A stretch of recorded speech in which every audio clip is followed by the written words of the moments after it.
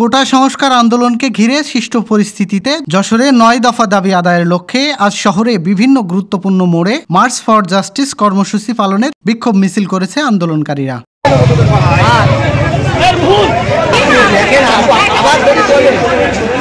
অপ্রীতিকর পরিস্থিতি এড়াতে আন্দোলনকারীদের ছত্রভঙ্গ করে দেয় পুলিশ।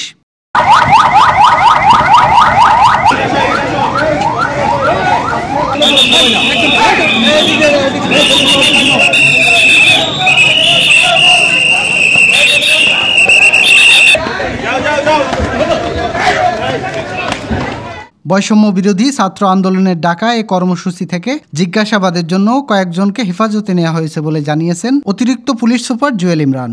বেলা 12:30টার দিকে তারা মিছিল নিয়ে পৌর পার্কের সামনে সড়ক দিয়ে এসপি অফিসের সামনে যাওয়ার চেষ্টা করেন। কিছু দূর যাওয়ার পর পুলিশ মিছিলে বাধা দেয়। তখন তারা বাধা অপেক্ষা করে এসপি অফিসের সামনে গেলে লাঠিচার্জ করে পুলিশ। এ সময় মিছিলটি ছত্রভঙ্গ হয়ে যায়।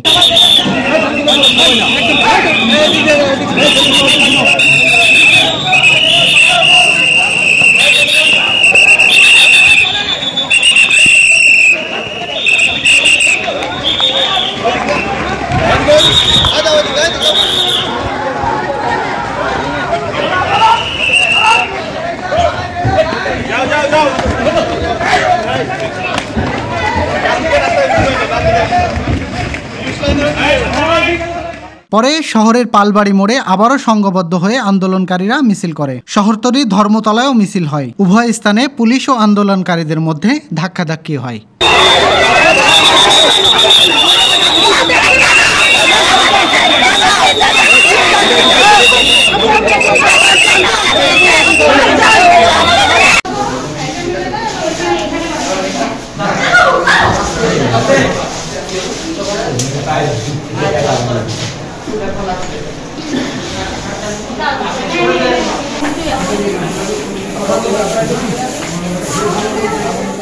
ডেস্ক রিপোর্ট, গ্রামের কাগজ।